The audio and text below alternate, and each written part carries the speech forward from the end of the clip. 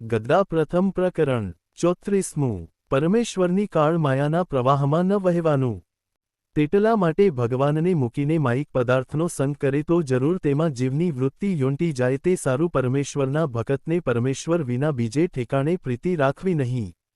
પછી શ્રીજી મહારાજ બોલ્યા, જે હવે મુક્તાનંદ સ્વામીને પ્રશ્ન કર્યાનો વારો આવ્યો તે પ્રશ્ન કરો। પછી મુક્તાનંદ સ્વામીએ પૂછ્યું, જે જીવને ભગવાનની પ્રાપ્તિ થવી તે અતિ દુર્લભ છે, અને ભગવાનની પ્રાપ્તિ થઈ ત્યારે એથી બીજો મોટો લાભ પણ નથી ને તેથી આનંદ પણ બીજો નથી। તે એવા મોટા આનંદને મૂકીને તુચ્છ પદાર્થ માટે કેમ કલેશને પામે છે? એ પ્રશ્ન છે। ત્યારે શ્રીજી મહારાજ બોલ્યા, જે લ્યો એનો ઉત્તર અમે કરીએ। જે પરમેશ્વરના વચનને મૂકીને જ્યારે આડો અવળો ડોલે છે ત્યારે કલેશને પામે છે, અને જો વચનને વિશે રહે તો જેવો ભગવાનનો આનંદ છે તેવા આનંદમાં રહે છે, અને જેટલું જે ભગવાનનું વચન લોપે છે તેટલો તેને કલેશ થાય છે।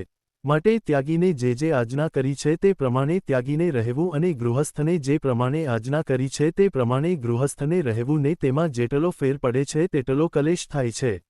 અને ત્યાગી હોય તેને અષ્ટ પ્રકારે સ્ત્રીનો ત્યાગ રાખવો ત્યારે તેનું બ્રહ્મચર્ય વ્રત પૂરું કહેવાય ને તેમાંથી જેને જેટલો ફેર પડે તેને તેટલો કલેશ થાય છે।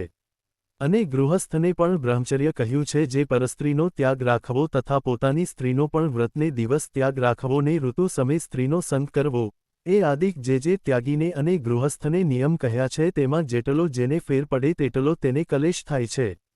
અને ભગવાનથી જે વિમુખ જીવ હોય તેને જે સુખ દુઃખ આવે છે તે તો પોતાને કર્મે કરીને આવે છે, અને જે ભગવાનના ભક્ત હોય તેને જેટલું દુઃખ થાય છે તે તુચ્છ પદાર્થને અર્થે ભગવાનની આજ્ઞા લોપવે કરી થાય છે, ને જેટલું સુખ થાય છે તે ભગવાનની આજ્ઞા પાળવે કરીને થાય છે।